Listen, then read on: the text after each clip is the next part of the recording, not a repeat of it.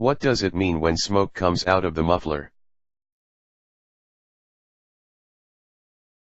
If the outside temperatures are warm and your exhaust smoke is still white, you've got a problem.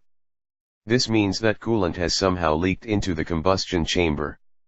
This could be caused by a few things: blown head gasket, cracked engine block, or cracked cylinder head.